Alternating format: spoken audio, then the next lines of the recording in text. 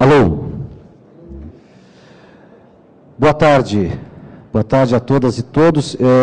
O meu nome é Sadi Jacques, eu estou coordenador geral da Associação Software Livre e do Fórum Internacional Software Livre. Eu queria agradecer a presença de todos vocês e fazer uma rápida apresentação aqui, uma rápida provocação para essa mesa que eu acredito que seja uma das mesas mais interessantes aqui do nosso evento. Nós temos uma pauta que está colocado no na nossa frase que carrega o evento, né? A internet das coisas e das pessoas, e aí tem um subtítulo ainda que pergunta, que refere o futuro da rede e de todos os nós, né? Todos nós ou todos os nós. E essa provocação ela está baseada em alguns aspectos que são simples, mas que têm uma certa carga filosófica importante. E como é tradicional no nosso evento, desde a primeira edição, né, estamos na 17ª, então há 17 anos a gente vem fazendo isso, não poderia faltar esse debate filosófico a respeito do que seja software livre, para que ele serve, da onde ele vem e para onde ele vai. Eu tenho dito, e agora há pouco eu ainda falava aqui com a imprensa local, que estava fazendo entrevista, razão do meu atraso, eu peço desculpas a vocês, eu tenho dito que não há nada de errado na internet das coisas. A internet das coisas é uma ideia extremamente rica, interessante, generosa, pelo menos para 10%, talvez 15% da população do mundo. Por quê? Porque ela cabe para quem tem uma condição de acesso à internet que a maioria não tem. Então, a provocação que eu faço aqui com o título é justamente no sentido de se tentar pensar a respeito dessa internet das coisas, né? de qual internet das coisas a gente está falando, e a quem essa internet das coisas serve, e constatado essa dificuldade, esse problema, como que nós poderíamos pensar alternativas para, se isso é uma dificuldade grande, se a questão de não atender a maior parte é um problema, inclusive de negócios, né? Porque vamos combinar que a questão negócio é importante para nós todos. Todos temos negócios com software, então é importante viabilizar, fazer com que esses negócios sejam rentáveis. Se é importante que a gente tenha a internet das coisas disponível para 7,5 bilhões de habitantes, e não para 700 milhões, né? Que é um número aproximado, aqui um chute, mas baseado em estatísticas, pelo menos aqui no Brasil. Claro que alguns países em desenvolvimento, ou melhor, desenvolvidos, têm percentuais bastante melhores, mas essa não é a realidade da maior parte do mundo. Então, essa questão é uma questão que nos desafia, quer dizer, nós precisaríamos discutir um pouco quais são os limites dessa discussão e como é que nós podemos fazê-la de forma a vencer, a colaborar, inclusive, né?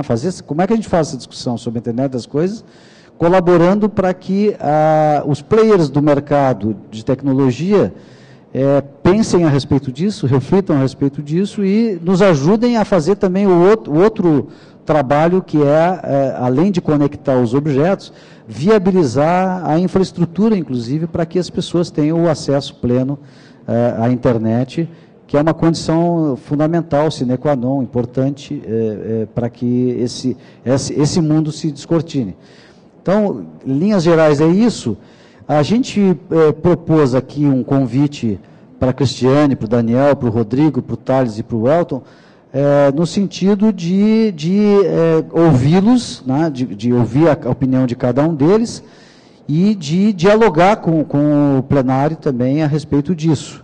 E a gente tentar ver se tem alternativas para a gente construir possíveis que nos façam avançar no sentido de resolver esse problema. Tem um outro aspecto também que é importante, aí, no que diz respeito à questão do software livre, né, é que nós, para pensarmos a internet das coisas na sua plenitude, a complexidade que a internet das coisas representa e pode significar, nós necessariamente precisamos fazer isso com base em padrões abertos e softwares livres o máximo possível. Sem o que nós teremos dificuldades de implementação em algum momento. Na verdade, hoje não há nenhum player de mercado capaz de fazer uma solução universal que resolva, que funcione em qualquer lugar, dialogando com qualquer outro. Então, essas questões trazem uma grande oportunidade para nós. Se trazem uma grande oportunidade para nós, que trabalhamos com softwares livres, também nos permite fazer esse contraponto. Ok, a gente ajuda a construir a internet das coisas, mas a gente quer uma internet das coisas para todas as pessoas, para que elas não sejam apenas mais uma coisa entre as coisas, né? A coisa que vai gerenciar, né? Mas que seja o sujeito que vai tirar proveito para a sua vida e para os seus filhos, para a nossa sociedade como um todo e para todas as sociedades do mundo. Então, esse é o problema. Eu pergunto, quem quer começar aqui para eu passar a bola? Eu vou deixar, como eu disse para eles aqui, vou deixar os meus colaboradores aqui entregues às feras. Vou ter que sair por conta da agenda do evento, mas eu estou convencido de que vai ser um bom debate. Depois eu vou olhar o resultado na gravação que a gente está fazendo. E que está à disposição também de quem não pôde vir. Tá bem? Obrigado a todas e a todos. Um bom trabalho, um bom debate. Quem vai...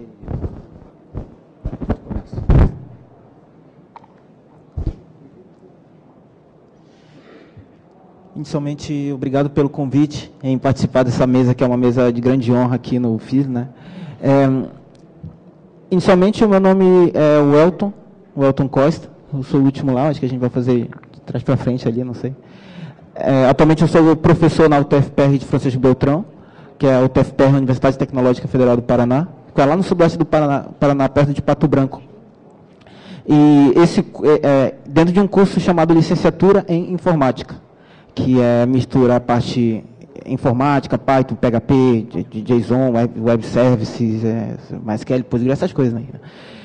E com a parte matemática, que sempre tem no curso de graduação e de computação, e a parte de educação, que é a parte humana da parada, que está se perdendo com o longo do tempo. Já se perdeu, na verdade a gente está ainda capengando ainda com as pessoas. Porque atualmente o que domina é a máquina, né? É o computador, é o celular, é tudo. São as coisas assim que dominam e o ser humano fica de lado. Tanto é que quem nunca dormiu numa aula de filosofia, sociologia, essas coisas, né? Tipo, porra, filosofia é eu pensar como ser humano, né? A sociologia é eu pensar em comunidade, e aí o pessoal acha muito chato. Principalmente, não generalizando, mas eu conheci muita gente de informática que, porra, torce a cara quando a gente fala em humanas no meio da computação. Porra, mas quem que vai fazer as coisas ali com o computador, né? Nesse curso de licenciatura em informática, a gente vê a educação como uma maneira crítica e a computação como uma maneira bem crítica, assim, bem, pensamento bem filosófico crítico, assim, sem deixar o pragmatismo de lado, né?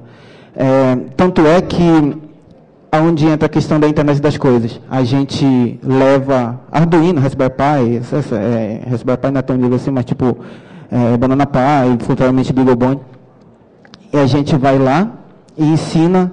Nossos alunos que a gente está formando, eles são da área para dar aula de programação, de computação para os meninos do ensino médio. Então, a gente vai lá e ensina os meninos lá como programação, desde o JavaScript básico, até o Node.js, até chegar como ligar uma lâmpada usando smartphone. Tanto é que eu trouxe até aqui uns videozinhos do que a gente faz mais ou menos assim, o que a gente já fez. São alguns pequenos trechos de como que a gente faz, né?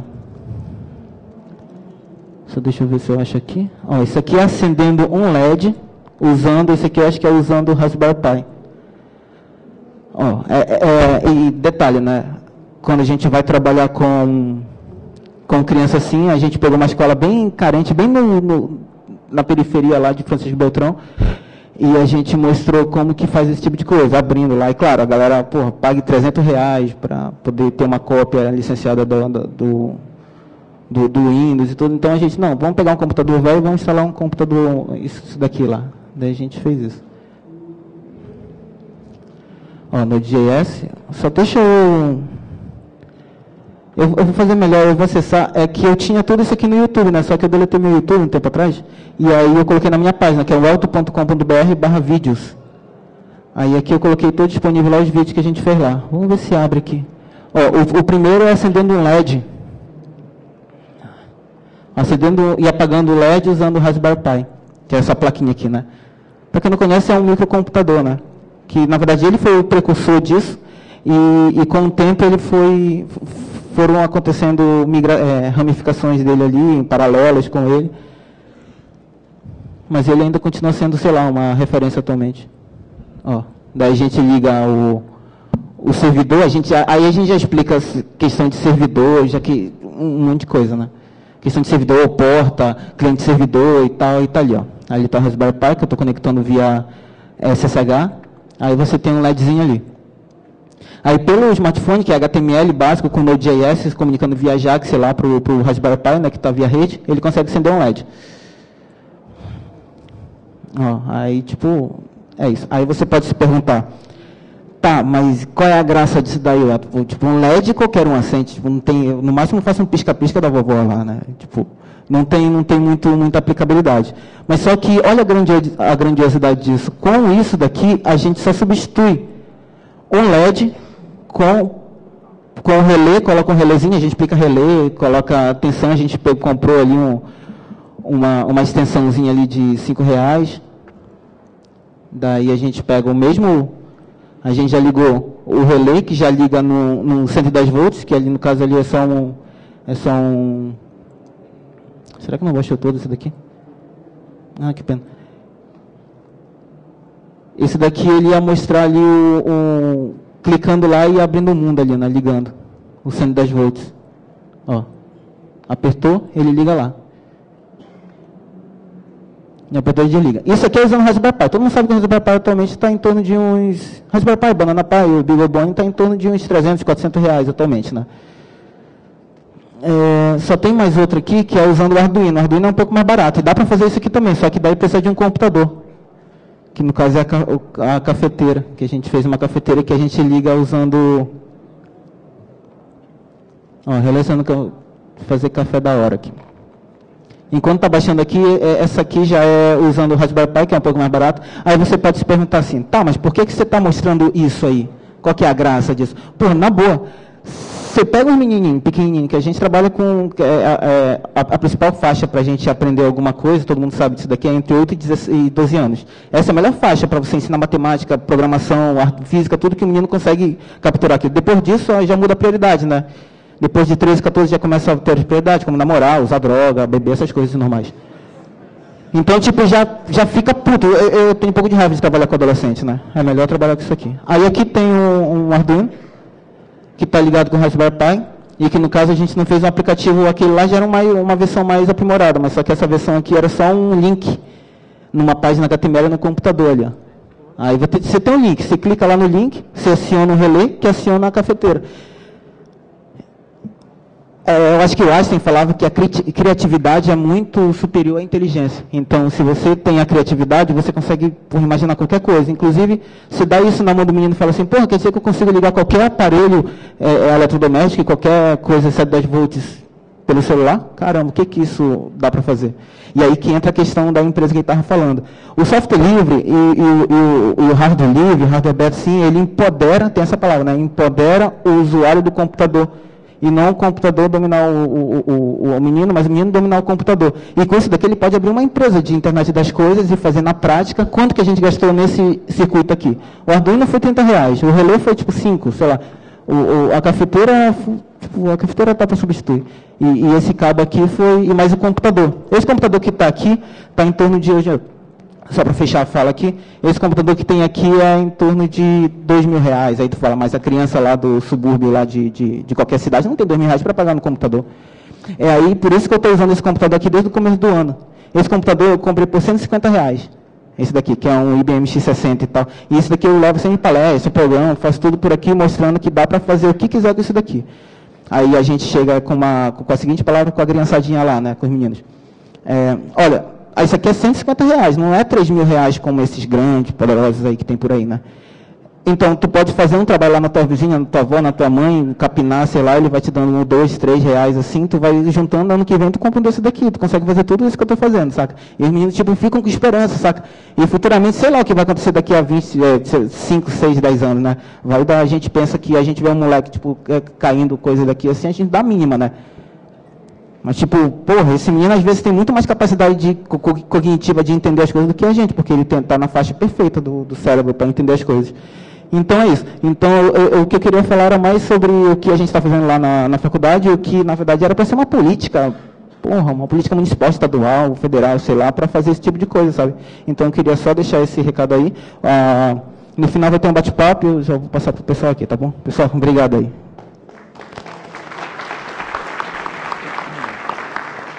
Boa tarde a todos. Meu nome é Rodrigo, eu trabalho na Intel, sou pesquisador, eu lidero o time de segurança da informação para CPUs da Intel nos Estados Unidos. Provavelmente da mesa eu sou menos qualificado para falar de IoT, Internet das Coisas, etc. Por agora, antes dos nossos amigos se apresentarem, só gostaria de deixar um comentário que o Sad mencionou na abertura, né, que são mais ou menos 700 milhões de pessoas com acesso à internet, mas a grande diferença da internet das coisas, o grande problema que a gente está trazendo com essa internet das coisas, é que, na verdade, as pessoas estão se conectando sem nem saberem. Você está andando pela rua e dispositivos estão se conectando e se comunicando com outros dispositivos. Então, pessoas que nem sequer sabem o que é internet estão expostas a ela. Recentemente, um pesquisador escaneou pela internet para verificar quantas geladeiras estavam conectadas. E já tem uma boa centena de milhares de geladeiras conectadas à internet, onde muitas delas os donos nem sequer sabem que elas se comunicam com um ponto central e mandam informações. Então, eu creio que a minha colaboração aqui nesse debate vai ser para falar um pouco sobre segurança da informação nesse mundo aí, onde tudo está conectado, onde as pessoas nem sabem o que está acontecendo, onde os dispositivos tomam decisões pelos donos deles, sem os donos sequer saberem. Obrigado. Então, meu nome é Cristiane, sou professora no Instituto Federal de Goiás. E lá no Instituto nós trabalhamos com robótica para crianças, né, do ensino médio e para pessoas do ensino superior. E desenvolvemos, né, trabalhos voltados também para a parte de internet das coisas. E eu estava até comentando aqui com o Daniel que eu tenho muito medo das máquinas conectadas e assim sem nenhum tipo de controle. Eu estava dando um exemplo. A lavadora da minha irmã, ela tem acesso à internet. Uma lavadora de roupa. Para que uma lavadora de roupa precisa ter acesso à internet? Eu comprei um carrinho chamado Belwin, que você controla o carrinho e você sai filmando o ambiente com o carrinho. Você instala um aplicativo no celular e ele se conecta via Wi-Fi ao carrinho. E ele foi facilmente hackeado. Você consegue hackear o carrinho e o carrinho ele tem um servidor HTTP e você consegue visualizar o que o carrinho está vendo.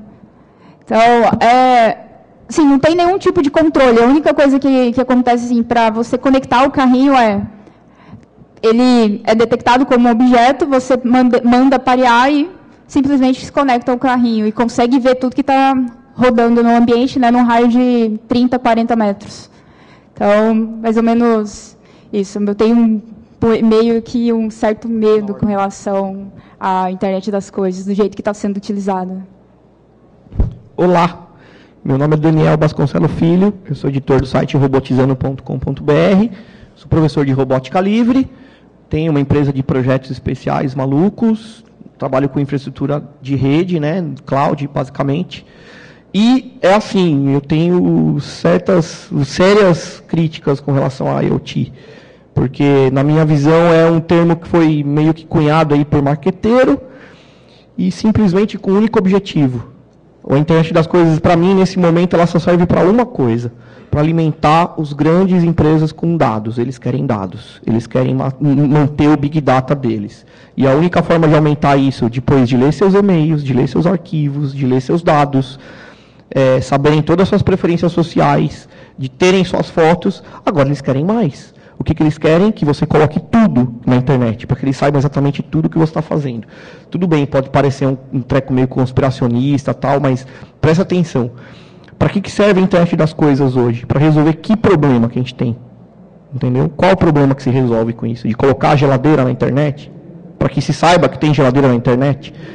Eu conheço um amigo que tem uma geladeira dessas, e a ideia dessa geladeira era a pessoa abrir a porta da geladeira e a geladeira falar, está faltando tal alimento, você vai, cara, ele comprou isso aí, ele conhece gente que tem, ninguém nunca usou, ninguém nunca, na verdade, conectou a geladeira na internet porque precisa de um cabo, e o cara não tem o cabo, no caso dele. Mas a minha visão é que a internet das coisas ela está sendo muito forçada, assim, é uma coisa que quem é da área técnica, como eu, que trabalha com engenharia de software e hardware há muito tempo, sabe que desde quando a internet surgiu, ela já surgiu com essa ideia. O IPv6 veio exatamente para ter os IPs para colocar nas internet das coisas. O problema é que, de repente, magicamente, logo depois de todo mundo descobrir que Big Data é o grande segredo da humanidade, os caras começam a forçar uma história que, não está na hora ainda, entendeu? Não está certo, mas por que tem esse movimento monstruoso de internet das coisas? Vamos colocar aqui o seu negocinho na internet. Porque eles querem saber, cara, eles querem dados. Só alimenta Big Data com Big Data. Se você não tiver muito dado, você não alimenta esse negócio. A única forma de você realmente crescer o Big Data hoje é meter tudo na internet. Então, essa é a minha restrição. Não quer dizer que eu sou contra a internet das coisas. Eu, inclusive, tenho vários projetos nessa área. Adoro colocar as coisas na internet. Estou automatizando toda a minha casa. Mas, como o nosso amigo aqui vai poder falar melhor, a parte da segurança está sendo deixada de lado. Essas coisas estão sendo relevadas. Tudo na brincadeira. Vamos colocar aí o robozinho. Eu acho muito legal. Para ensinar, a educação está sendo revolucionada com isso aí. Só que não estão colocando limite com relação a isso. Beleza, essas coisas foram para a internet, está tudo bonitinho, um monte de serviços, cloud, colhendo essa informação. Alguém já leu algum termo de serviço desse para ver o que os caras vão fazer com isso? Então, tipo assim, é tenso, muito complicado. Vamos falar sobre isso depois. Vou passar a palavra para o meu amigo Thales aqui se apresentar. Vai lá. Obrigado aí, Daniel. Meu nome é Thales Antunes, né? Eu sou engenheiro de computação. Trabalhei a vida inteira na área de infraestrutura de servidores mesmo, cabeamento, essas coisas bem a parte do hardware, né? E hoje eu trabalho na área de desenvolvimento, né, de hardware, de sistemas embarcados e algumas outras coisas. E lá em Minas, né? Sou mineiro, então lá em Minas a IoT para a gente é a internet dos trem, né? Internet of Train, né? Então, inclusive algumas palestras eu coloco, introdução à internet dos trem. Os caras chegam lá, o que é isso? Eu falo, lá em Minas, trem é qualquer coisa, então é qualquer coisa, né? E dá até para usar mais ou menos a mesma sigla em inglês, né? É Internet of Trains. Então, assim, que coisa é essa, né? O que são essas coisas? Esse termo, igual o Daniel falou aqui, primeiro era machine to machine, e agora os marqueteiros inventaram Internet of Things, né? Então, não é bem uma coisa muito técnica, e primeiro se criou o termo marqueteiro para poder ver se ia pegar, para poder você pegar lá naqueles gráficos de Gartner, por exemplo, onde você pega qual é a expectativa, né? Ele sempre está lá no topo, junto com impressão 3D. Então, primeiro criou isso para depois inventar o que é a internet das coisas. Então, assim como teve a internet, eu acredito que a internet das coisas também ela não foi inventada, ela ainda está sendo inventada o que é o padrão, para que isso serve, né? Na minha opinião, para ser a internet das coisas, tem que ser algo que armazena em Big Data, que precisa de ter um IPv6, que está conectado diretamente na internet mesmo, você consegue acessar aquele dispositivo, que tenha um certo nível de segurança e que tenha alguma funcionalidade também, né? Não adianta simplesmente se conectar por conectar. Eu tenho uma experiência pessoal, meu pai um dia falou que ia comprar um aparelho para poder medir o que acontece lá na roça. Ele é um pequeno produtor lá, tem uma plantação de bananas, aí Falei, não, pai, dá para a gente medir algumas coisas. Aí eu ensinei ele como é que fazia, montei alguns sensores, ele hoje lá sabe a umidade, temperatura, que tanto que o motor dele está gastando e tal. Mas primeiro nós medimos para depois decidir para que servia isso. Então, eu acho que é mais ou menos o que o mercado está fazendo. O mercado primeiro está querendo ganhar uma grana, lógico, né? Os players estão aí no mercado para isso. Nós também estamos aí para isso, né?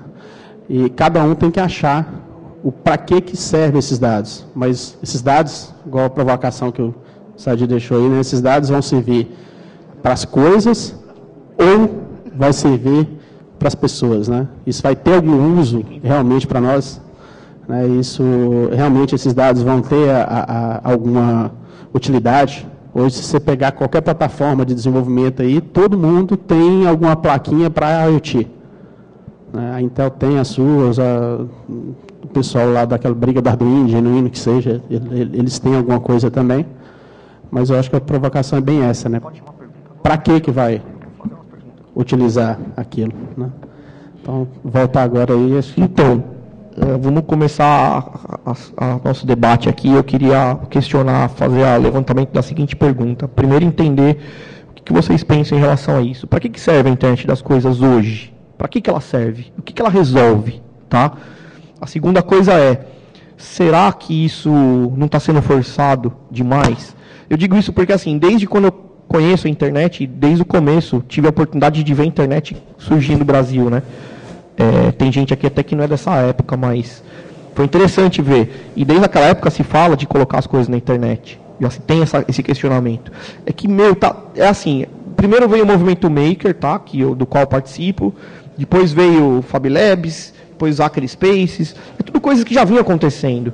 Que de alguma forma, algum marqueteiro, e quando eu falo marqueteiro não é no sentido pejorativo também, assim, precisam explicar para as pessoas o que é isso, entendeu? Será que o termo internet das coisas explica para as pessoas realmente o que é? Eu não tenho parâmetro para isso. Eu não sei porque eu estou no meio da tecnologia, para mim é muito claro o que é isso.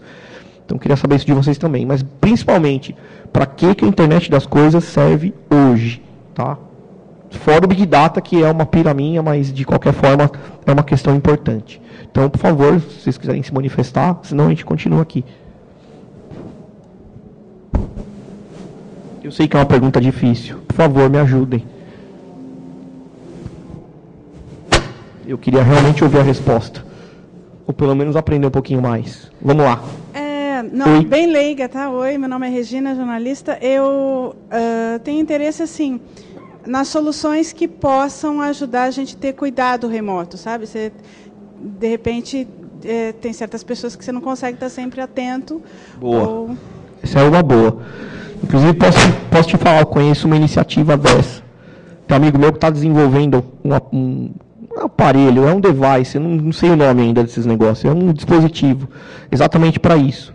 Para poder fazer o monitoramento remoto do pai dele, que fica dentro de casa. Então, esse é um bom uso. Mas não vejo nada sendo divulgado. Alguém vê alguma coisa dessa sendo divulgada? Fiquei sabendo disso pelo meu amigo e pela moça que está aqui. Beleza, mas é um bom uso. Esse é um bom uso da internet das coisas. Justo, digno. Não. Vocês querem? Pede o microfone aí.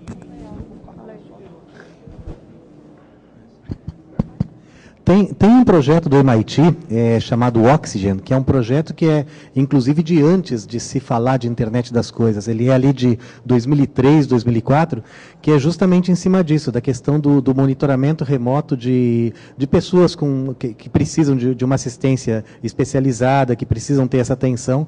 Então, o projeto Oxygen, inclusive, ele falava naquela época da questão da computação invisível, que as pessoas estariam usando os benefícios da informática sem saber que a informática está ali. Então, acho que a internet das coisas, apesar do nome ser novo, e realmente é um nome marqueteiro, assim como Cloud é um nome marqueteiro, assim como DevOps é um nome marqueteiro, mas eu não, também, apesar de dizer que é isso, que é marqueteiro, também não vejo mal. Eu acho que é a forma que a gente, às vezes, que está do lado de cá, assim, da questão da tecnologia de ponta, que temos de descobrir formas de conversar com as pessoas e levar essa tecnologia até elas. Agora, também questiono, tipo, tem coisas assim que são bem claras, assim, como a internet melhorar a qualidade de vida das pessoas. Mas eu trabalho com o pessoal de Hackerspaces lá em Ubatuba, e eles fizeram um negocinho sensacional, que não está conectado à internet nem nada, mas é um 555, para quem é de eletrônica conhece, ligado num transformadorzinho lá que fica dando choque em larva de mosquito da dengue. Então o negócio ele é alimentado com energia solar, fica em qualquer caixa d'água, qualquer coisa, e é a tecnologia beneficiando, não é a internet das coisas, mas é a tecnologia beneficiando as pessoas de alguma forma. Então quando a gente fala de que a tecnologia, as pessoas e suas interações são mais importantes do que processos e ferramentas, é isso, voltar sempre para a questão aí das pessoas. Bom uso também. Gostei desse caso, é um caso muito, muito legal. E outra, esse é um caso de que se você transformar essa internet das coisas, vira um negócio bacana, quer ver? Tive uma ideia agora aqui, quando você falou de 555, cara, se você colocar alguma coisa para contar quantos mosquitos ele matou, você já põe no Big Data, você consegue rastrear a quantidade de mosquito que tem na região. Essa é a ideia que me veio agora. Então, e esse é o uso da internet das coisas, que para mim é uma coisa lógica, assim, cara, tem um problema para ser resolvido. É um projeto que tem em São Paulo também, que eu não lembro o nome do menino, mas ele fez um projeto que ele colocou vários medidores em vários lugares, no rio que passa perto lá da casa dele, para poder monitorar essas coisas. Só que assim, isso me incomoda muito, isso não é o que está sendo falado. O que eu vejo como uma pessoa que está dentro da tecnologia, que a internet das coisas é uma forma de tentar explicar para as pessoas alguma coisa que já está acontecendo, mas não está sendo explicado certo. Essas iniciativas de internet das coisas, eu só vejo assim, o cara que nem ele mostrou. Tudo bem, desculpa usar o seu exemplo, que piscar um LED com a Raspberry é matar uma mosca com um canhão, mas no caso da educação funciona muito bem, pancada. Tá? Tem muita gente que só pensa em internet das coisas nisso. Minha geladeira está conectada à internet, eu tenho uma planta que eu fiz uma planta que tuita, gente. Tem alguma razão de ser um negócio desse? Mas eu fiz, pediram para eu fazer, tem que criar uma planta que tuita. Tudo bem, ela ficava seca, sem água, ela tuitava, estou sem água. O cara vai lá, molha a planta, tá, beleza, obrigado. Ótimo, entendeu? Agora, me deixa mais feliz quando pessoas que nem vocês começam a comentar exemplos que não são esses que estão na mídia. Né? Não vem um caso desse. E, inclusive, isso que você falou do MIT corrobora o que eu penso. As coisas estão acontecendo muito antes do termo começar a aparecer. E a pergunta que fica também é a seguinte: será que a IoT é um termo que foi inventado por marqueteiro para explicar as iniciativas para as pessoas? Ou foi alguma coisa para criar buzz, que no caso é o pessoal comentar e ficar falando sobre isso? Eu não sei, realmente eu estou bem apreensivo com relação a isso. Principalmente com relação à segurança e o uso dessa informação, mas obrigado pelo seu exemplo. Por exemplo, vamos fazer um Big Data com esses mosquitos aí, para caçar eles por aí. O exemplo aqui é o Hello World, né? É o primeiro passo para qualquer coisa, daí vem a criatividade, né? Aí, tendo isso daqui, a pessoa consegue fazer qualquer coisa. É mais isso porque eu coloquei aqui. A gente faz outros projetos também lá e tal. Alguém tem alguma outra pergunta aí? Alguma coisa aí polêmica aí? Não? Bom, acho que também as pessoas focam muito na internet das coisas, as pessoas focam muito no termo internet, né? Na verdade, a gente está falando de dispositivos que são capazes de se comunicar entre si e que são capazes de gerar informação e coletar informações, né? Então, na área industrial, por exemplo, uma rede de sensores não deixa de ser uma intranet das coisas. O fato de essa intranet estar conectada na internet e dar esses dados, por exemplo, para um cliente final de uma empresa de energia elétrica, faz com que se torne internet das coisas, mas isso já existe há anos. Tá? Sensores industriais é uma das grandes áreas que tem, mas carros conectados é um grande exemplo que a mídia tem falado bastante. Eu não sei se vocês acompanharam, que recentemente teve o primeiro acidente com um carro autodirigido, né? O primeiro acidente fatal com o Tesla, onde o freio falhou a identificar um caminhão cruzando a via. Isso daí é a internet das coisas. A gente está falando de um carro tomando decisões por uma pessoa. Obviamente o motorista também falhou, porque ele poderia tomar a iniciativa e tomar o controle do carro, mas aconteceu um acidente fatal aí. Nós temos drones, né, sistemas que são manipulados. Todo mundo escuta muito falar sobre os Estados Unidos bombardeando terroristas no Iraque. Esses drones são controlados via computador. O fato desses drones não estarem diretamente conectados na internet não muda o que é um computador sendo dirigido remotamente, provendo informações, provendo dados para uma rede conectada e assim por diante. Né? Então, acho que, na verdade, a quantidade de exemplos é bem grande. Só para não deixar o lance do Tesla para lá, esse foi o primeiro caso mesmo, foi muito emblemático. Mas para vocês verem o absurdo que chega o mecanismo, eles acabaram de se livrar de um outro processo, que a própria Tesla, né, que a pessoa teve um acidente lá e foi para a justiça, e a Tesla pegou o log do carro falou assim, olha, o cara estava sentado com a polpa da perna esquerda para fora, falando com alguém, não tem esse detalhe, mas basicamente o registro mostra que o cara pisou no acelerador sem querer e o carro só obedeceu e bateu. Então, assim, a partir do momento que você tem essas coisas conectadas, você também tem uma hiperexposição da sua privacidade em certos casos, principalmente quando se fala a segurança. Imagina se alguém consegue, e já conseguiu, tá? Já sei de um caso, invadir um sistema Wi-Fi de um avião e controlar certos aspectos do avião. Teve um sujeito que conseguiu fazer isso. Tá? Então, e outras coisas, né? Você tem esse bando de sensores pendurados na internet, de alguma forma com firewall e tal, mas será que esse negócio vai aguentar a pancada? Porque, assim, cada vez mais terrorista está usando cyberataque. Então, o meu nervosismo é exatamente isso. Primeiro, se a internet das coisas vai resolver problemas que existem, e não aqueles problemas que só surgem com a internet das coisas, e se eles vão ser resolvidos da forma que não se possa invadir e derrubar depois. Só porque eu lembrei, agora que você mencionou de alguém hackeando remotamente um dispositivo, eu lembrei do caso da Jeep, né? E é mais um exemplo de que a internet das coisas já existia há muitos anos, né? O freio ABS nada mais é do que um sistema embarcado de tempo real que consegue reagir e controlar o freio pelo ser humano. Então o ser humano mecanicamente pressiona o freio, um sensor detecta e pressiona e despressiona o freio múltiplas vezes porque é a forma mais eficiente de brecar um carro. Obviamente, todas essas empresas de carros, elas têm agora o sistema de entretenimento que permite acesso remoto, permite você destravar o carro remotamente, lança um alerta se o carro bate. O grande problema é que todo esse barramento, onde todos esses sensores do carro estão conectados, está no mesmo local onde o freio está conectado para poder gerar diagnóstico sobre o freio do carro, para quando você vai levar o carro para a inspeção. A Jeep, recentemente, né, teve um caso onde um pesquisador de segurança demonstrou que ele conseguiu invadir o sistema de entretenimento remotamente, via rede de suporte wireless. Ele se conectava no carro e com isso ele controlava o freio do carro, fazendo, por exemplo, que o carro se recusasse a frear quando o freio era pressionado, né? Então isso daí acabou gerando bastante mídia e tudo mais, e é um grande exemplo de que o problema é que dessa questão da internet das coisas, desse marketing gigantesco, é porque coisas que já eram computadorizadas passaram a se conectar com outras coisas também computadorizadas, e agora teve um gênio que resolveu colocar essas coisas disponíveis na internet para acesso remoto. E a questão de segurança passou a ser pensada depois, né? Então, a hora que os problemas começam a surgir, alguém chega depois para falar, agora como é que a gente corrige isso? E alguns desses casos são bem complicados de serem corrigidos. Eles simplesmente fazem parte da forma como tudo foi desenvolvido. E esse é o grande desafio aí que a gente tem hoje, né? Como proteger isso daí. Posso? Alô? Alô? Ah, tá.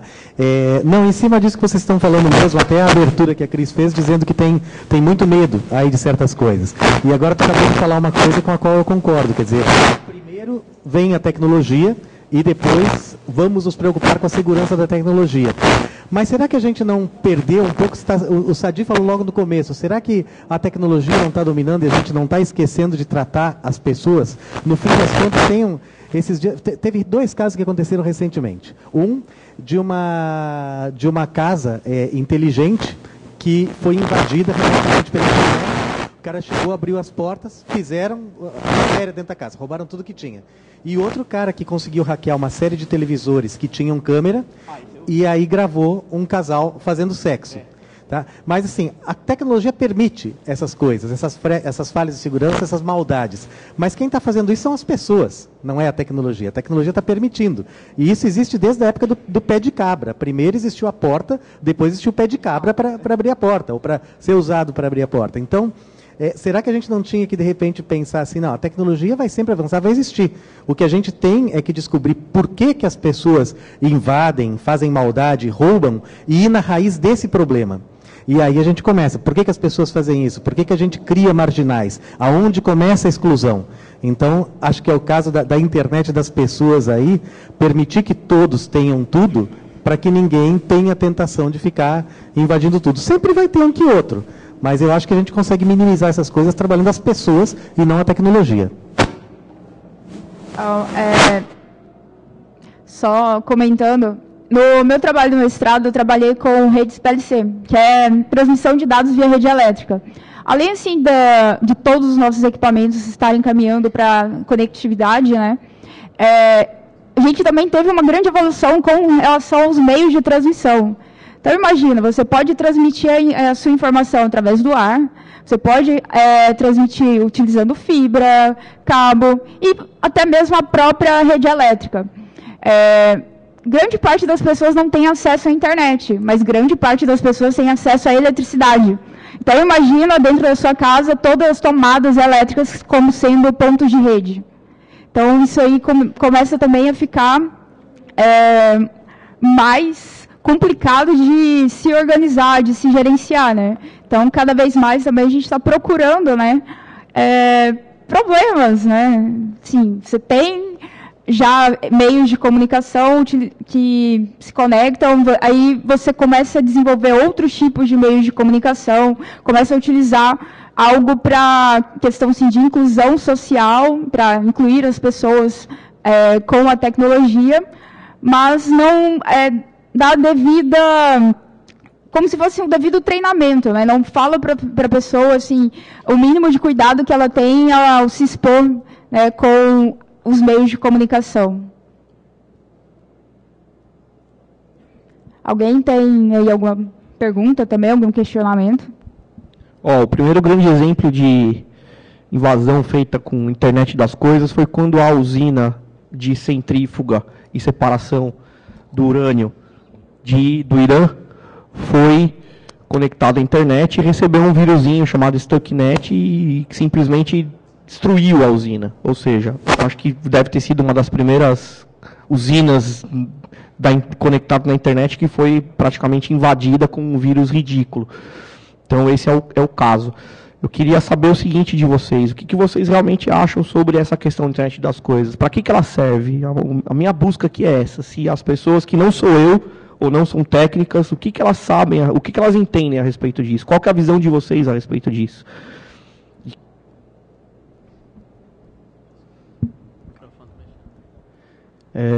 Alguém já ouviu falar de internet das vacas? Pois internet das vacas. Não, tem a questão do rastreamento, né, perguntando aqui se é rastreamento do gado, mas tem a questão do rastreamento, mas tem a questão do monitoramento em tempo real também. De você saber o que está acontecendo. Tem pessoal que é da área veterinária mesmo, tem bastante trabalhos nessa área, né? De saber comportamento, quantas vezes por dia ele toma água, quantas vezes por dia abaixa para poder comer, quantos quilômetros está andando por dia, como é que está sendo aquele comportamento, até para poder você prever ou entender como é que está o ganho de peso daquele bovino, né? Então, o termo internet das vacas começou a ser utilizado por empresas que trabalhavam com rastreamento, né? Então, tem empresa em São Paulo mesmo, que é uma empresa muito grande que mexe com isso, e que eles começaram a utilizar sensores e coisas para poder conectar as vacas na internet, né?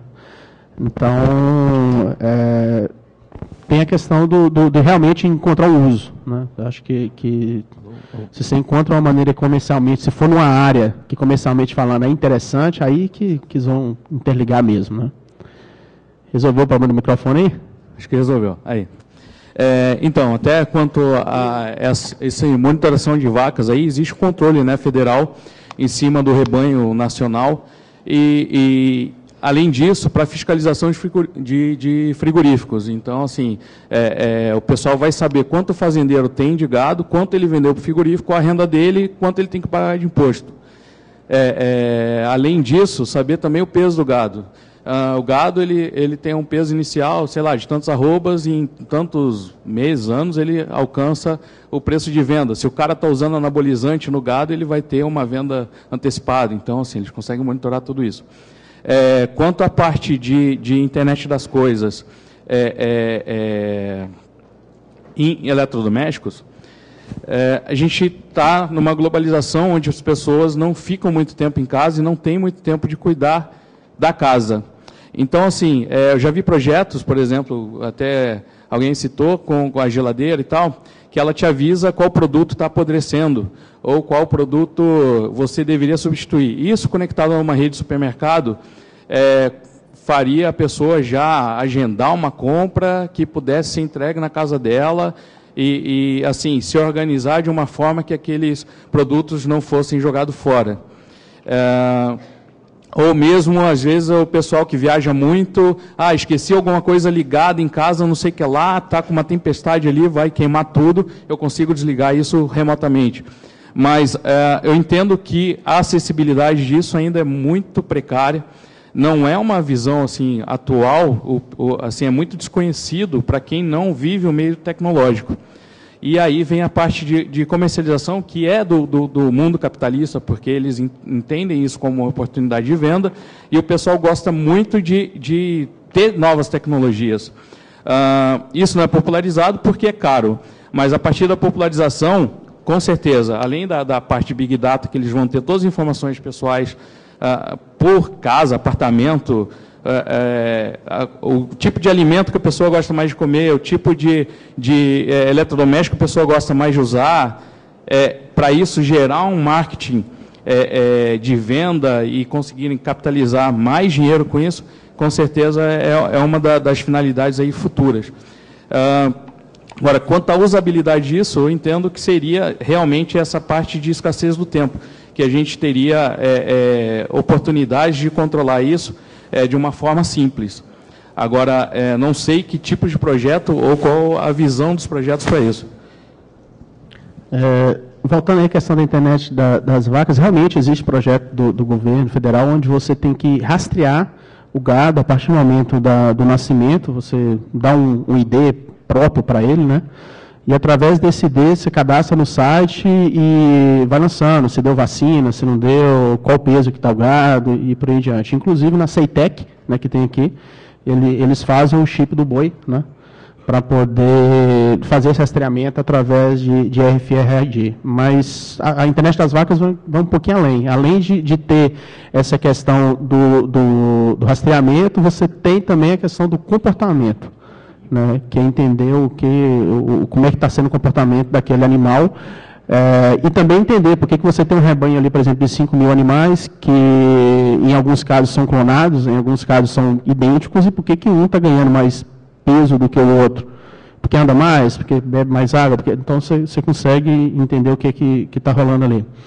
Essa questão do eletrodoméstico, eu acho que é muito sério a questão dos protocolos e a questão de como isso vai se comunicar e você ter liberdade de conectar onde você quer. Por exemplo, se você compra uma geladeira que ela está ligada à internet, você pode escolher qual serviço que você vai conectar ou você tem que conectar ao fabricante. E aquele fabricante ali, você pode comprar no supermercado que tem convênio com ela ou você pode comprar em qualquer supermercado? Então, são questões que têm que ser estudadas, né? A Cris, por exemplo, falou que, mas para que serve uma lavadeira conectada na internet? Eu já ensaiei várias vezes de conectar a minha. Por quê?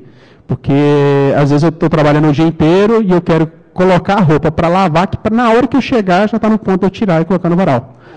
Então, é um uso. Isso eu já até olhei para poder fazer na minha, não hackeei a minha ainda, porque até questões de tempo, né? Mas, então, para algumas pessoas tem alguns usos específicos, né? Então, primeiro se cria tecnologia, conecta, depois para que o cara vai usar, não sei.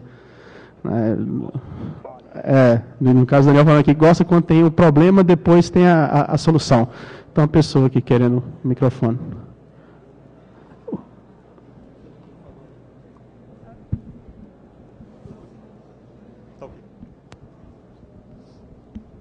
Qual é o seu nome mesmo? Hudson. Você estava falando sobre Big Data, que as empresas querem cada vez mais qualquer coisa. Tem uma história de um buscador aí, de uma empresa, não vou falar o nome, claro, né, porque questões jurídicas aqui. Primeiro ele fez o navegador, primeiro ele fez o buscador. Aí tem os dados das pesquisas todos diante dele. Depois ele fez o navegador. Aí navegador, um colorido e tal. Ele pega todas as coisas dele. Não satisfeito com a busca, ele queria qualquer coisa que ele acessava no navegador. Cookies, a porra toda.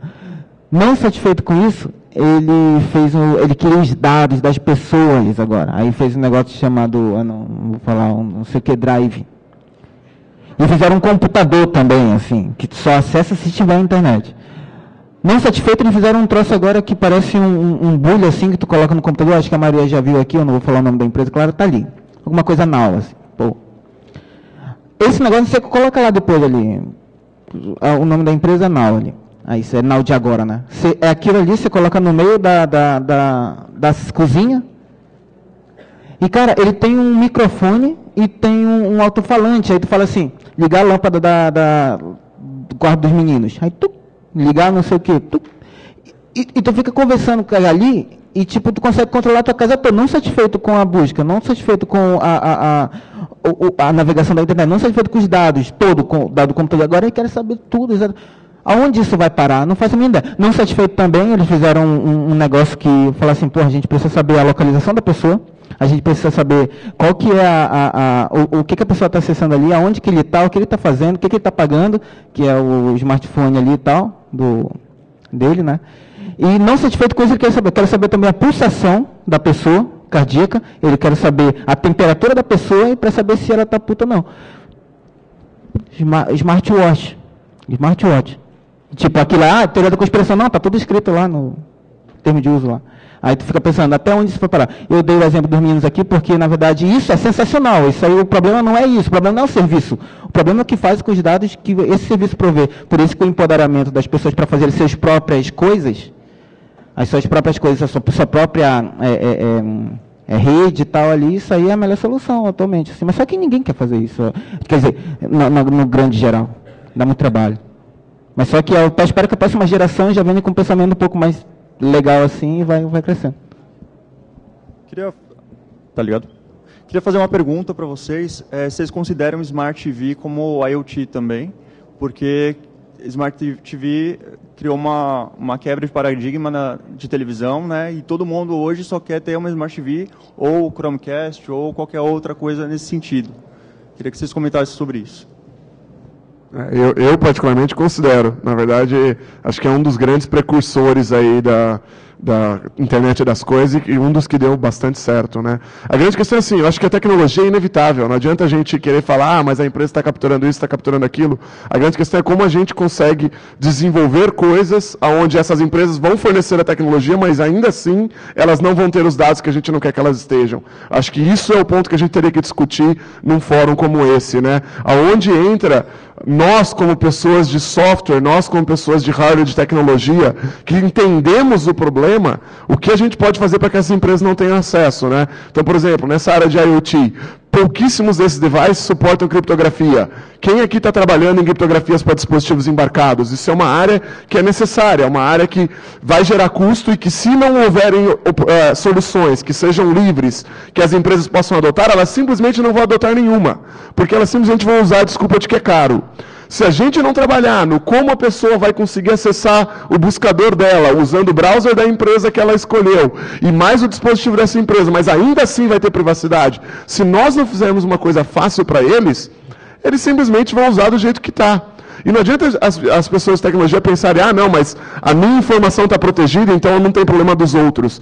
Porque o grande problema do mundo hoje é que, se você é a pessoa que está fora do grid, você é a pessoa que é observada. Tá? Uma coisa que ninguém quer é ser a pessoa observada, ou seja, você não quer que essas empresas de fato olhem para você, que vejam que você é a pessoa que não tem dado nenhum. A melhor forma de se proteger é você estar no meio da massa, só que você não quer dar os dados, então a única solução que existe é que a massa também não dê os dados.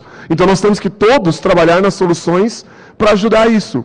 Então eu vejo, por exemplo, tem soluções de hardware embarcado, que é firmware para roteadores, que você instala na rede, que já vem com Tor. Se isso daí fosse fácil, se qualquer pessoa que compra um roteadorzinho qualquer já conseguisse instalar esse firmware e já tivesse Tor, ninguém mais estaria dando as informações para o buscador deles. Ninguém mais estaria autenticando no browser deles e ainda assim teriam um serviço. E aí o paradigma mudaria. O que seria oferecido, o que seria coletado, seria necessariamente diferente. Mas isso depende de nós, de tecnologia, nos importarmos, entendermos os problemas difíceis, os problemas que as empresas têm desculpa para não resolverem, por exemplo, da criptografia nesses ambientes pequenos, no seu relógio, no seu smartwatch, nesses dispositivos que são realmente minúsculos, e a gente trabalhar com essas soluções e lançar essas soluções como soluções abertas. Aí ninguém mais vai ter desculpa para não usá-las. E além disso, ela tem que ser fácil. Porque lembremos, não adianta a gente falar para os usuários, não use, não conecte. Eles vão conectar. Vocês já devem ter visto que já teve gente que morreu caçando Pokémon. Ou seja, não é do tipo que o QI universal é realmente muito alto. Então a gente tem que realmente fazer coisas que sejam fáceis e que essas pessoas que não entendam, mas que elas vão usar, elas ainda assim nos ajudem também naquilo que é o nosso objetivo, que é ter essa privacidade. Né?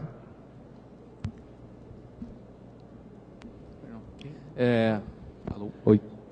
Só comentando mais um pouco, a insegurança ela está implícita na tecnologia, né? O que o Rubira falou é muito importante. O Rodrigo, ele, assim, todo mundo se preocupa em ter o meio de acesso, mas não se preocupa com a segurança daquilo, nem com a criptografia, nem como... Até hoje você vê roteadores abertos com senhas padrões e com firewall que o pessoal não sabe para que serve o firewall. Então, assim, a falta de conhecimento tecnológico da população é grande. Talvez correr atrás disso e mostrar que existe esse meio de segurança ou prover isso para a população é o que as empresas não querem, mas é o papel, talvez, da parte aberta, de mostrar que isso existe. Várias vezes você tem como... garantir que ninguém vá ter a sua informação, participando da massa e tudo mais, ou fazendo, sei lá, uma vida fake, né? Para se inserir ali no meio, mas você também tem aquela necessidade de utilizar aquela tecnologia. A questão é que as pessoas não conseguem ou não entendem como se proteger. E aí, você puxar para esse lado de segurança e mostrar que isso existe, talvez seja uma nova frente, né, a partir do momento que o pessoal já tem esse acesso à tecnologia.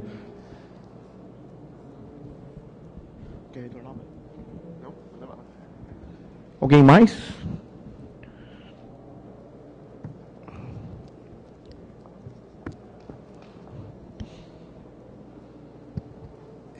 Eu queria falar a respeito da questão da manipulação dos dados. Vamos tomar, por exemplo, a questão da plantação de banana do colega ali.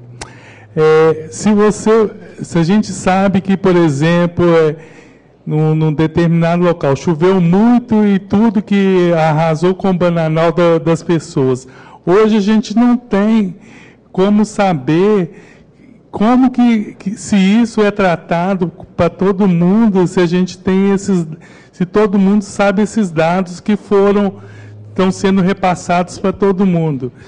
Então, por exemplo, igual a questão do feijão. O feijão deu a quebra do feijão e por que, no caso, por exemplo, outros lugares que não teve o arraso da plantação e as pessoas... Eu acho que as pessoas estão... os dados que podem ser manipulados. O problema todo é isso, ou então você restringir os dados para as pessoas. Eu acho que, no caso da internet das coisas, é exatamente isso. Como que a gente vai fazer, como disseminar esses dados para as pessoas? Isso aí que você falou, a questão de ter informação a respeito de chuva e de dados climáticos, né? Realmente, essa questão desses dados serem abertos ou não, e isso chegar na mão do produtor não é bem interessante. O exemplo da banana mesmo, a média, você pegar anual aí, uma caixa com 20 quilos, é R$1 o quilo, R$20 mais ou menos a caixa. Hoje está 44, no início do ano já chegou a 60. Mas isso justamente por essa flutuação do que acontece dentro do país, dentro das áreas que tem plantação e dos dados climáticos dessas áreas. Então, se todas elas tiverem sensores e você cruzar esses dados, você consegue prever o que vai acontecer. Então, dá para poder realmente, na hora de fazer a comercialização, você tomar a decisão e saber se você vai segurar ou não, né? Assim como aconteceu no feijão, mas em todas as culturas acontece. Então, a informação é algo que em qualquer setor é importante, mas nesse setor da agricultura, a informação ela vale muito. Você saber como utilizar ela, igual você falou, se vai manipular ou não. O Daniel quer complementar. Essa questão da segurança das informações é uma dos pontos chaves disso aí, quando você pensa em Big Data.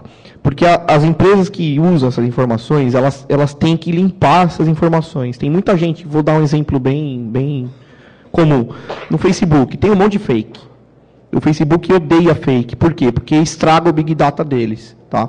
Então, se existe, quando você trata de muitos dados, uma iniciativa gigantesca de quem trata esses dados de filtrar o que é bom e o que não é. Ponto. Então, esse é o número 1.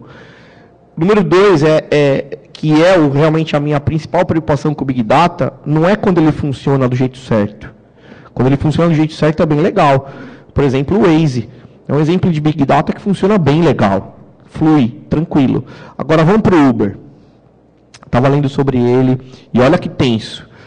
O plano de negócio do Uber é montar uma frota de táxis robotizados. 100 pessoas lá.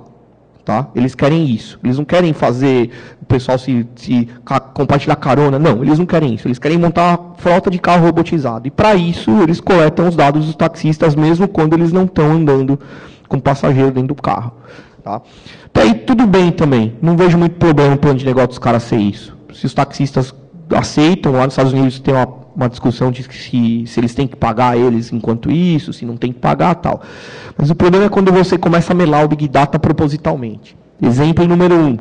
O Uber tem uma tarifa lá que é baseada em um algoritmo que determina quanto vai custar aquela corrida, baseado em quantas pessoas estão naquela área, quantos carros taxistas tem naquela área.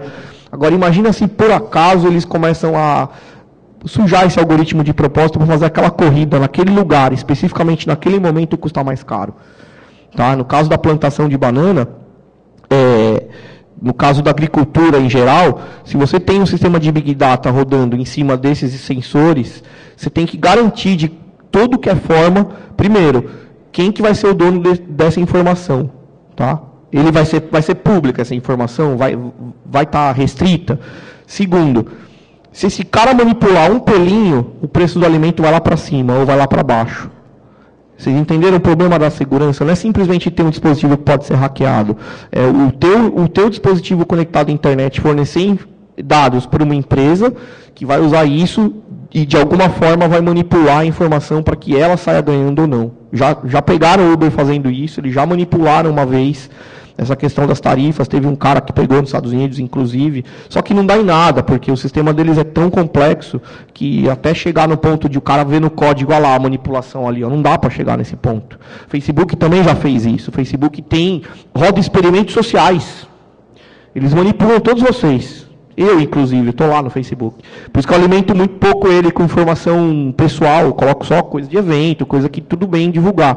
Eles fazem experimentos psicológico com vocês. Eles começam, em um certo momento, rodar uma experiência assim, e se eu mostrar um monte de post bacana, como é que ele vai compartilhar, com quem ele vai compartilhar, com que frequência ele vai compartilhar. Agora eu vou fazer post de desgraça. Tá? Vou colocar só post de desgraça lá, vamos ver o que ele faz. Eles fazem isso o tempo todo. Tá? Imagina quando você tiver esses dados sendo gerenciados por empresas, tá? Que têm interesses, é que a coisa fica complicada. Por isso, aproveitando o gancho do nosso amigo aqui, eu acho que é nosso papel, principalmente aqui, nesse lugar, que é a Casa da Cultura Livre, tá? Pensar em soluções, tá? Para esses problemas. Para mim, a internet das coisas funciona muito bem, desde que você não seja malvado.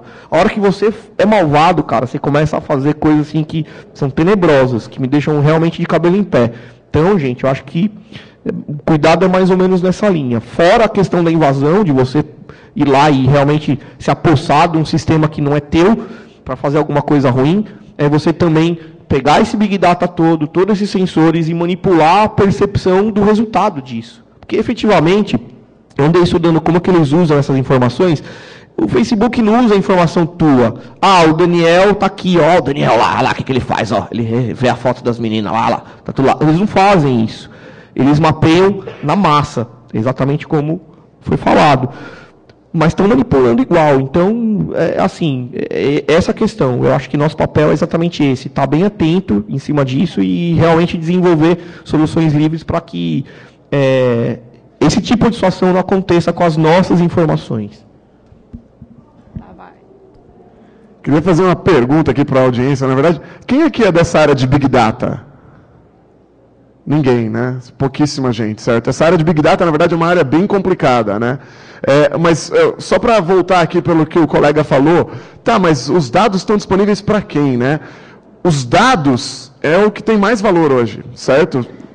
A verdade é que as empresas querem coletar, mas elas não querem compartilhar. Tanto que os pesquisadores, pessoas que fazem essa área, que tentam desenvolver a ciência, que tentam desenvolver a tecnologia, eles mesmos não têm acesso à informação. Né? A verdade é essa. O que acaba acontecendo é que a única forma de você, de fato, ter acesso a esse tipo de dados, a essa massa de dados gigantesca, ao poder computacional que você precisa para essa massa de dados, é indo trabalhar nessas grandes empresas, nessas grandes corporações.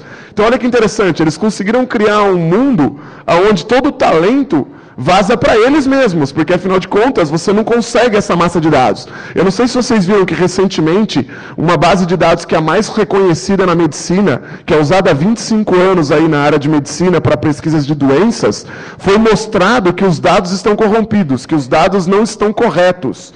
O que quer dizer que 25 anos de pesquisas científicas na área de medicina acabaram meio que invalidados potencialmente não, vai se saber. Todas essas pesquisas, todos os resultados dessas pesquisas vão ter que ser refeitos com uma massa de dados novas, mas ninguém tem essa massa de dados novas. Na verdade tem, porque se você olhar os hospitais, por exemplo, eles estão coletando essas massas de dados, mas eles não vão compartilhar. Se você olhar esses dispositivos, esses fits que vocês usam, né, de academia, etc., que estão monitorando o batimento cardíaco, que estão monitorando toda a parte do comportamental, toda a parte do seu corpo, eles têm uma massa de dados absurda, eles poderiam compartilhar isso com a ciência, mas eles não vão fazer, porque, afinal de contas, essa é a grande diferença competitiva deles. A verdade é que se nós não conseguirmos fazer com que todos esses dados, de alguma forma, sejam anonimizados e possam ser publicados, e de fato criar alternativas que publiquem esses dados, a ciência vai estar inteira na mão das companhias. E isso é fato, isso já está acontecendo. Vocês acham que ele mencionou os experimentos do Facebook? Eu entendo, se eu fosse um engenheiro que trabalhasse com essa parte social, com essa parte do ser humano interagindo com a computação, eu iria trabalhar com certeza no Facebook e eu com certeza iria propor para ele fazer experimento com as massas de dados. Vocês não iriam? Para pensar vocês como pessoas da ciência, como pessoas de tecnologia, a única forma de vocês terem essa massa de dados é ir trabalhar para essas empresas.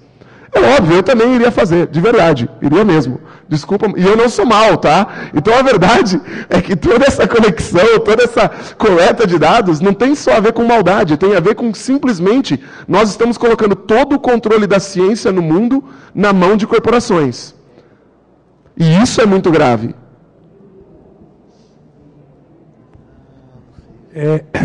Eu vejo também que as pessoas que nem têm internet nem nada estão sendo manipuladas também. Eu vou dar um exemplo no caso, por exemplo, a minha mãe precisa de comprar um remédio. Aí esse remédio, se você ligar para a companhia tal e der o número do CPF dela, você tem um desconto de 25% que você já fica cadastrado automaticamente.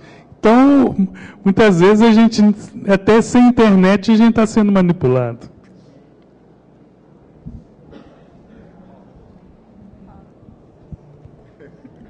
Tem uma regra que eu aprendi esses dias que é muito legal, que é assim, se você está usando alguma coisa e é de graça, o produto é você.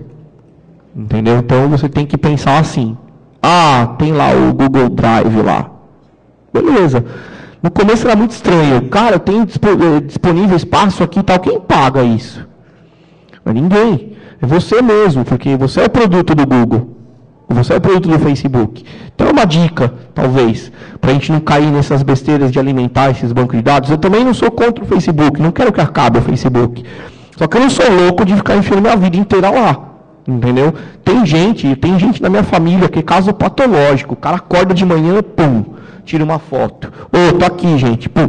Acontece. Eu fui perguntar para esse meu primo por que ele fazia isso. Porque ele acha divertido que as pessoas saibam o que ele está fazendo. Bom, enfim, é besteira o que ele faz, não tem muito a ver. Bater uma foto, acho que não tem muito que o cara arrancar de dados ali. Só que se você pensar no contexto do Big Data, vira um grande problema. Porque você começa a ver os hábitos das pessoas, entendeu? Eles conseguem fazer essas experiências. E, completando o que ele disse, o cara que foi trabalhar no Facebook, que caiu nesse caso de vazamento da experiência social, foi perguntado para ele, por que ele fez isso? Ele falou, porque eu posso. Aqui no Facebook é o único lugar que dá para comprovar minhas teorias. Eu não tenho como comprovar minhas teorias em outro lugar, porque não existe nenhum banco de dados que dá para rodar os meus experimentos em cima disso. Então é muito complexo. Eu não vejo muita saída a curto prazo, assim, não tive nenhuma ideia em relação a isso. Como que você pode ir contra uma situação dessa, né?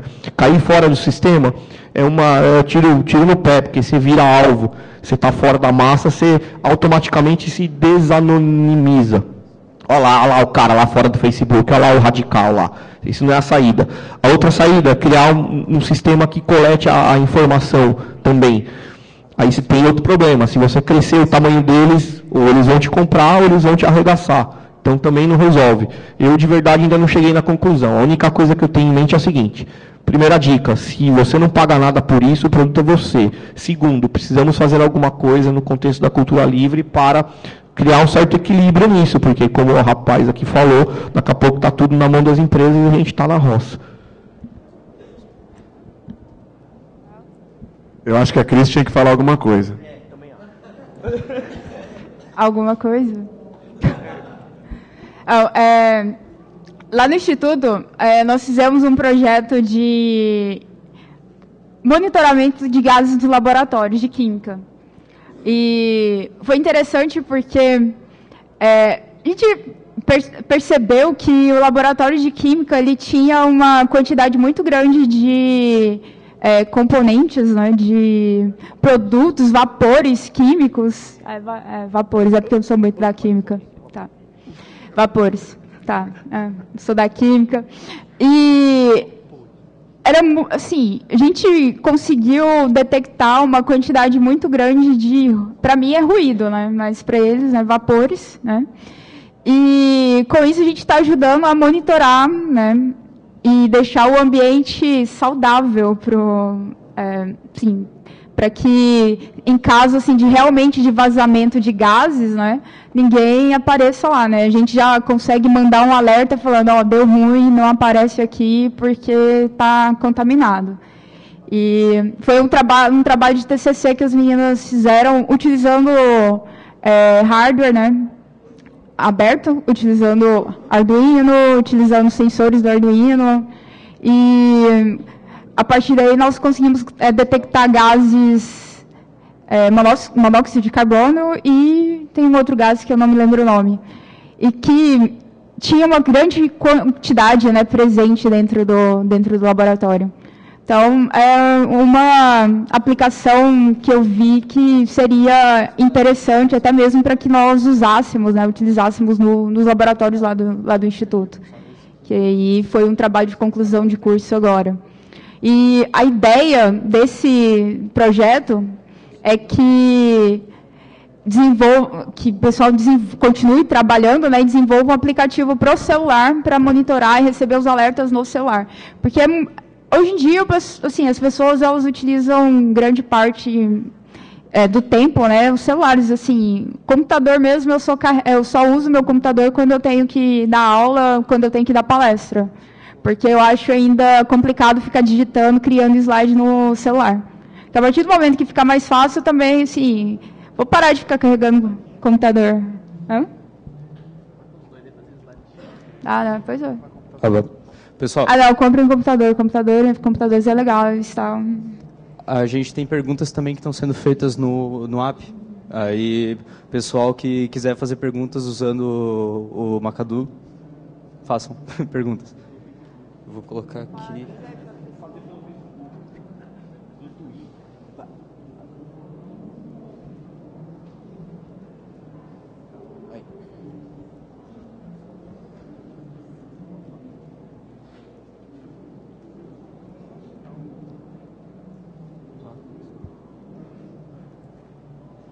Beleza? Bom, a primeira pergunta veio para mim.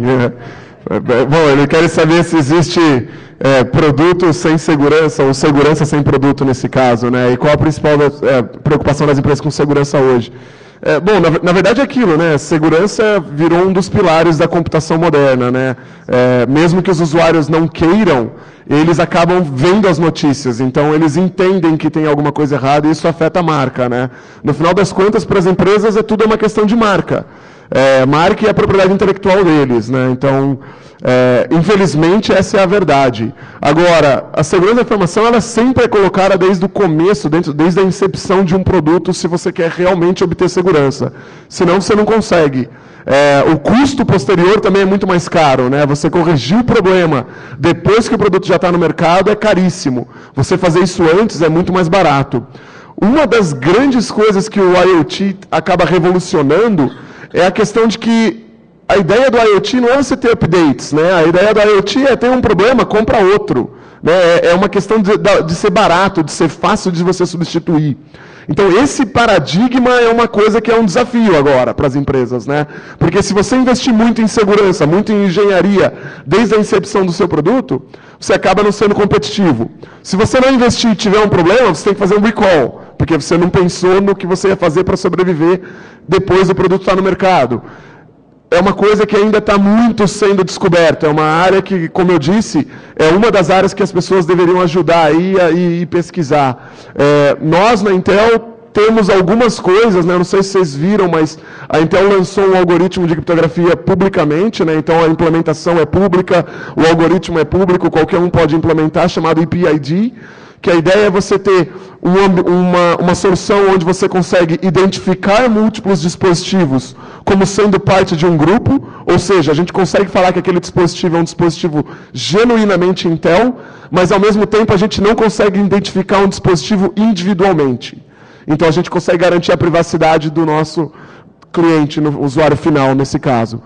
Com esse tipo de algoritmo, você consegue fazer coisas como, por exemplo, o SGX, que é uma solução onde você tem o hardware garantindo a criptografia dos seus dados, o hardware garante a segurança, garante que ninguém consegue acessar um determinado tipo de dados nessa plataforma, mas ao mesmo tempo a gente não sabe quem é o dono dos dados e a Intel também não consegue abrir essa informação.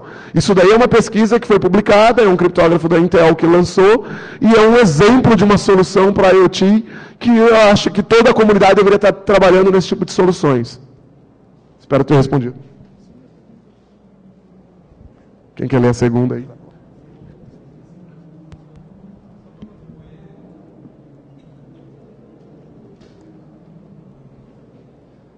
Para contribuir até com essa ideia aí, que se tu tendo um algoritmo assim, fica até interessante, foi sugerido ali por um palestrante, não recordo o nome dele, mas que ele falou na palestra sobre IPv6, ele acabou citando a IoT, e aí ele citou da questão dos carros, que se tu pode gerenciar muito o tráfego das ruas, se tu puder fazer isso. Só que eu não colocaria um dispositivo no meu carro que fosse contra a minha privacidade. Só que agora tu tendo uma coisa assim, bom, eu sei que tem tantos carros nessa rua, então libera para lá. Aí está uma boa aplicação da IoT, né?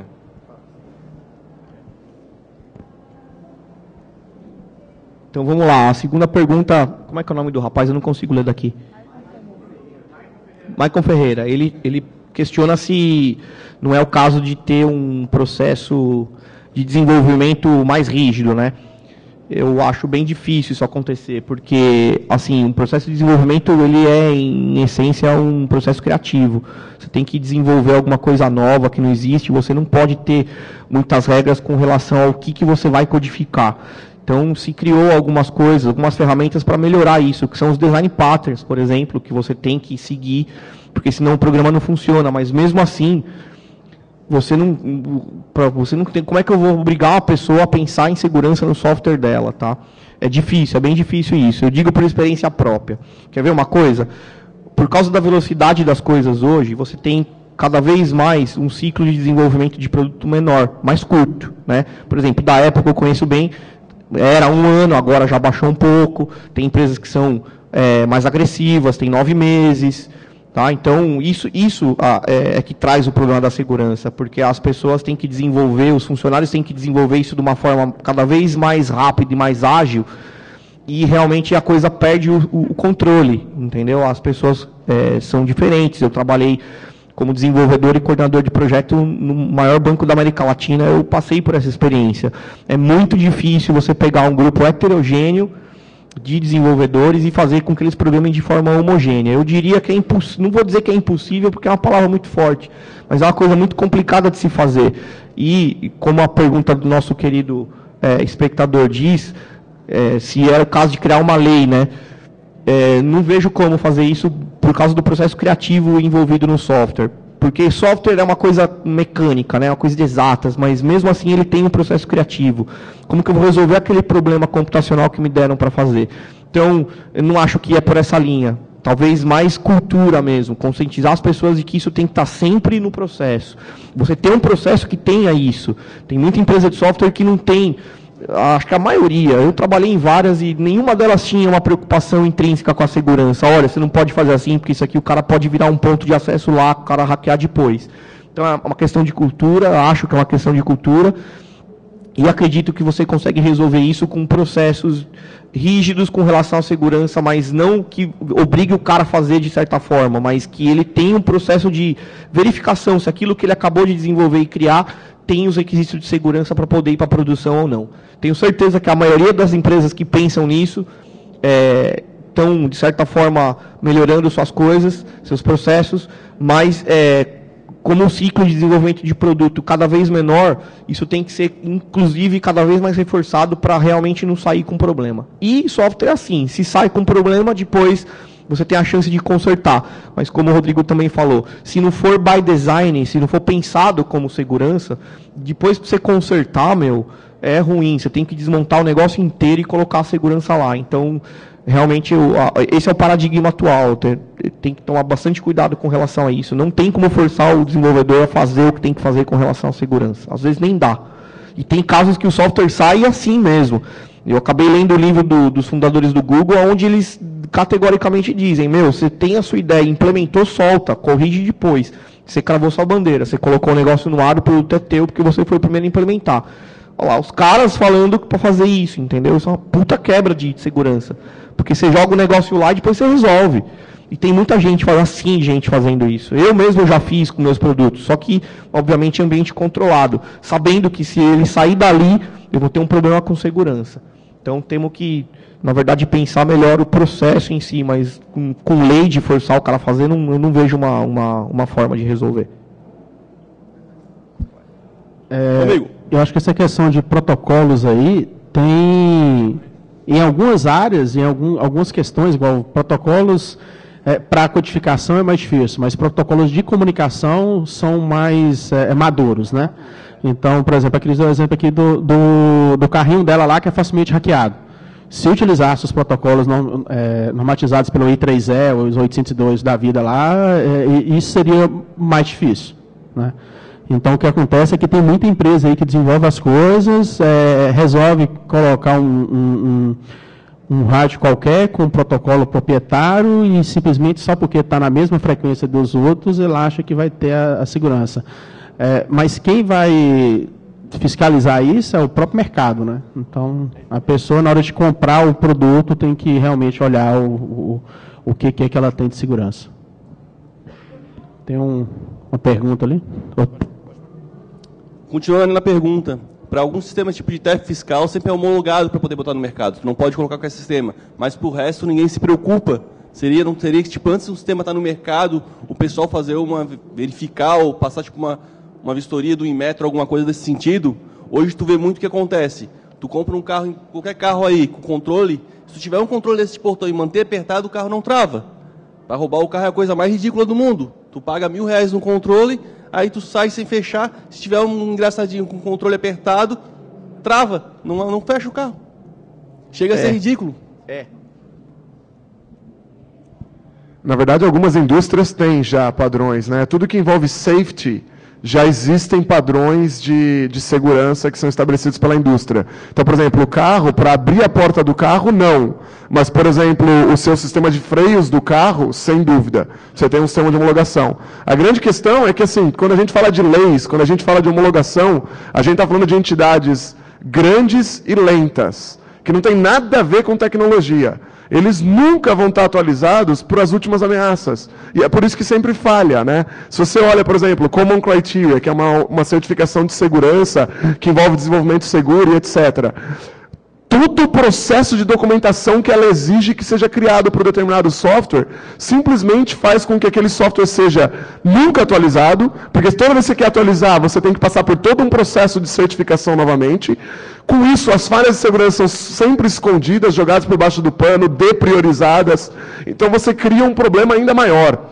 Quando ele pergunta ali também da lei de capacitação das pessoas, né? Eu acho que ele está querendo dizer aquele negócio de exigir que a pessoa, por exemplo, um exame igual tem a OAB para advogados em computação. Eu sou completamente contra isso. Porque quem vai capacitar os capacitores? Já começa por aí. Agora, imagina uma prova dessas, uma prova de computação. Eu vou dar um exemplo. Em 2011, eu fui a pessoa que mais achou vulnerabilidades em software da Adobe. Vulnerabilidades de segurança. Então, eu ia, achava vulnerabilidades, escrevia exploit, mandava para eles, eles reportavam, me davam crédito.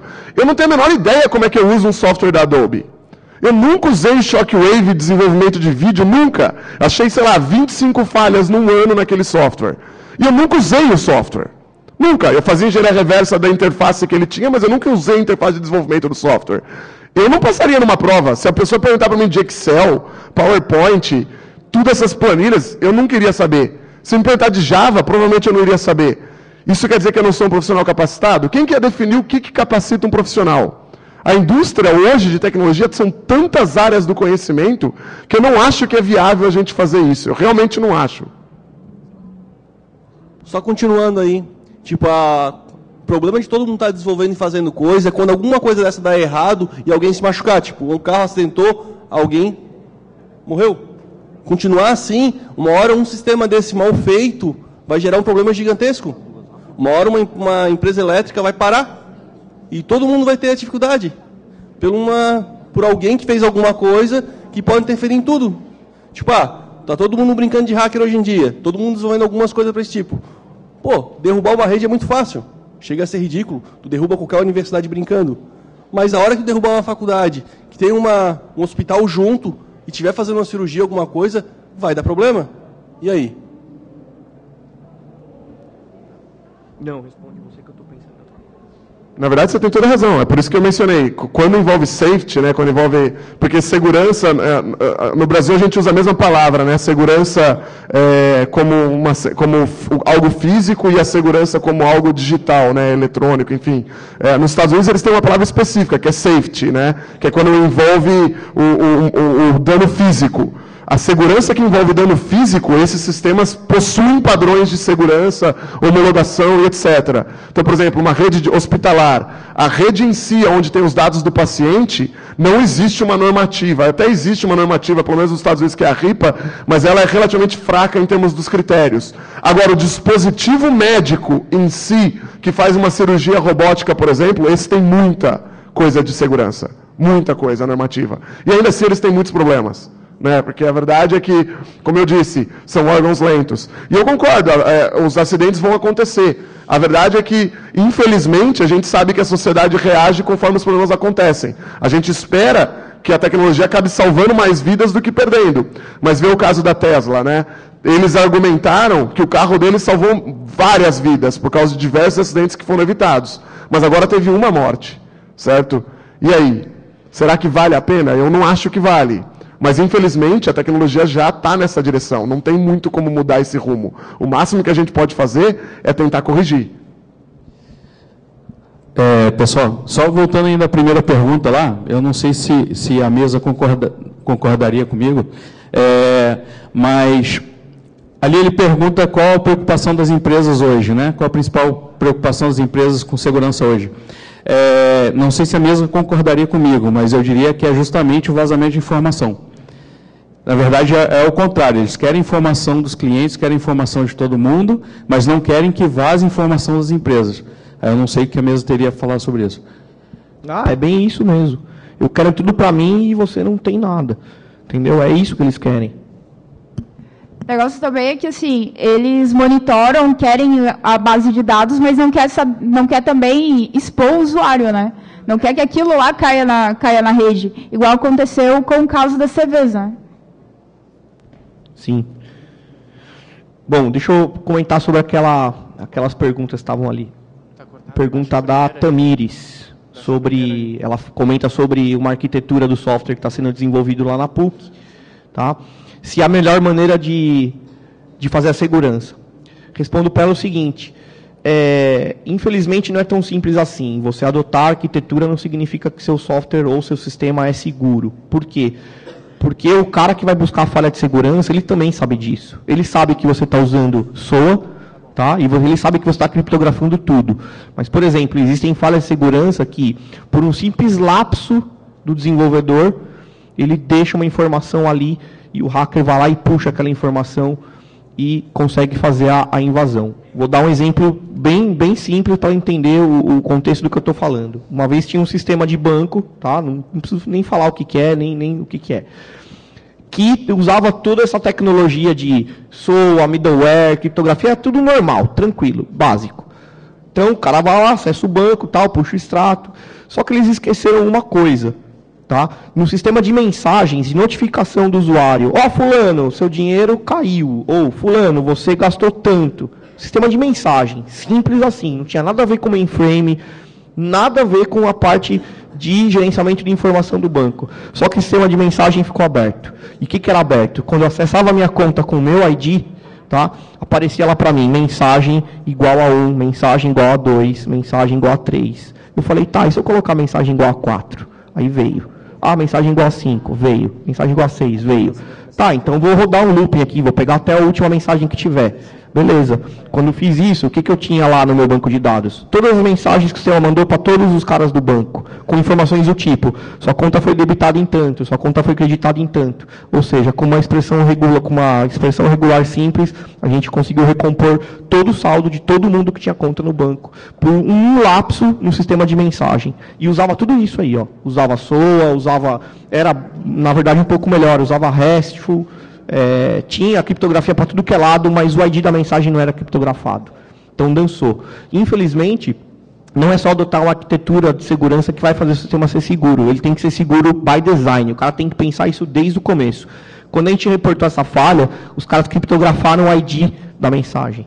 E aí o problema foi resolvido naquele ponto específico. Tá? Aí tiveram que botar uma equipe lá para rastrear se não tinha outra ponta dessa aberta. E com a IoT é a mesma coisa. Porque o cara faz um dispositivozinho lá e com a IoT tem um agravante. Geralmente os dispositivos que vão ser conectados à internet, eles são dispositivos mais simples. Ou seja, ele tem menos memória, tem menos capacidade de poder computacional. Então, você acaba fazendo, para rodar mais rápido, para fazer aquela gambiarra, para ir para a produção, você deixa as coisas soltas, entendeu? Então, aí, no fim, acaba dançando. Fala. Que polêmica? Da Rafael? A minha? Não, não é polêmica não. Qual é o nome da pessoa que falou ali? É o Rafael Christian. Então, parece uma polêmica, né? É você? Sim, não vou explicar melhor. O Rafael questiona o seguinte, quando eu digo que quando você usa alguma coisa de graça na internet, o produto é você, em relação ao software livre, não encaixa. Eu vou dizer por quê. Porque o software livre ele é pensado desde o começo para ser uma coisa livre. Tá? O Google tem coisas livres lá, só que a infraestrutura dele não é livre. E quando você tem o software rodando numa infraestrutura, essa infraestrutura é paga. Então, ele tecnicamente, você tem que dar uma grana para eles manter aquele negócio lá. Que no caso, você dá os seus dados, de passar nas páginas que tem o AdSense, eles sabem quais sites que você visitou, porque tem um monte de anúncio deles lá. Tá? O Google coleta assim, então você é o produto, eles querem que você faça isso para alimentar a base de dados deles. No caso do software livre, não entra nesse contexto, porque o software livre é livre desde o começo. Você pode pegar ele, você pode olhar ele, você pode abrir ele, você pode distribuir ele, você pode modificar ele, você pode fazer com ele o que você quiser, inclusive cobrar por ele, fazendo o que o Google faz. Pega software livre, põe na infraestrutura deles, te disponibiliza como serviço e você paga como uma pessoa que gera informação para eles rastrear seu hábito de consumo, etc. Deu para explicar? Beleza. Temos mais 2 perguntas aqui depois. A questão que ele perguntou para ele ali, acho que ele estava falando de produtos, exclusivamente de produto, de uma empresa que dá um produto, assim, que o Facebook e o Google são produtos, né? Então acho que ele estava se restringindo na carga semântica de produtos ali, não do geral. O software livre é o contrário disso, né? Te dá o poder para você fazer qualquer coisa. Pena que muita gente não consegue, falta o conhecimento tal para fazer tudo, né? Aí, isso aqui ele estava falando de produto mesmo. Temos mais as 2 últimas perguntas ali pelo aplicativo, tá? Essa primeira ali é do Lucas Senger. Vocês consideram que as instituições de ensino nessa área de TI preparam e capacitam seus alunos de maneira satisfatória em relação à segurança das informações e segurança dos dados? Desculpa. Bom, eu acho que só a gente vê que o número de incidentes está crescendo, já fica claro que não, né? Tipo, vou ser sincero, eu não acho que é culpa das instituições, tá? Eu acho que essa é uma área extremamente complexa, são tantas coisas a se saberem que fica difícil realmente você dar o conhecimento, a pessoa tem que ir muito atrás. Eu queria voltar até para a pergunta da Tamires, né, porque ela pegou e mostra classicamente para mim o que uma universidade tem de pensamento hoje na área de tecnologia. Né? Ela chegou, mostrou para nós a arquitetura, como as coisas estão conectadas, e super legal, eles pensaram em segurança, eles realmente se preocupam em segurança. Mas você percebe que eles já começaram dando a solução, ao invés de entender qual é o problema que eles querem resolver? Então, por exemplo, quando você fala de segurança da informação, como a gente pode falar se algo é seguro se a gente não sabe o objetivo de segurança de um sistema? Então, ela está querendo se proteger contra quem? Contra o quê? Se você não definiu isso, você já começou respondendo uma pergunta que você não sabe qual é. Você nunca vai ter a resposta certa quando você começa respondendo uma pergunta sem saber qual ela é. Então, o que eu sempre falo em segurança, e isso vale aí para capacitação em segurança, não tente apressar as coisas, né? Sempre começa, primeiro entende o que o seu sistema realmente quer como objetivo. O que o sistema pode e o que não pode. Para que o sistema está sendo criado. Quais são esses objetivos do sistema. Depois você coloca as ameaças a esse sistema. Então, peraí, alguém pode ter... O sistema tem 2 entidades que se comunicam. Então, se alguém interceptar essa comunicação, é um problema para o sistema. Então, agora vamos pensar numa forma de evitar essa interceptação, que não necessariamente é criptografia. Se você já chega falando que você quer colocar criptografia no problema, você já começou pelo lado errado. E, em geral, é aí que as coisas falham. E é aí que a educação falha também. E eu realmente acho que as 2 perguntas acabam uma ajudando a responder a outra. Essa questão aqui é bem interessante, porque tu chega com o aluno e tu passa... tu ensina... O Facebook, você tem que acessar a internet de maneira segura e tal. Qual que é a melhor maneira de uma pessoa aprender um assunto? Ele ensinando. Então, a melhor maneira do aluno institucional, acadêmico falando, aprender sobre segurança de dados é mostrando na prática como que acontece hacks e como que a gente consegue pegar senha de um HTTP que não é HTTPS, não criptografado, como que pega e-mail quando transporta, esse tipo de coisa, sabe? Então, acho que é a melhor... Inclusive, a menina tem o Kali, tem uma distribuição chamada Kali Linux, que é baseada em Debian, que é teste de invasão, né? Pode ser uma disciplina dentro da universidade que tu ensina Kali e começa a testar todo tipo de teste de invasão lá. Todo mundo começa a abrir a cabeça assim e fala, cara, isso daqui acontece comigo, quer dizer, qualquer um pode fazer isso. Então, acho que é uma boa maneira. Ainda não existe uma disciplina específica de... Por exemplo, o teste de invasão, sabe? Mas só que futuramente talvez tenha. Isso vai abrir mais a cabeça da galera. Acho que é isso. Acabou. Olha, gente, muito obrigado pela participação de todos aqui, para vocês por terem aceitado participar da mesa, né? E se vocês tiverem mais alguma dúvida, alguma pergunta, nós estaremos aqui pelo evento até o final.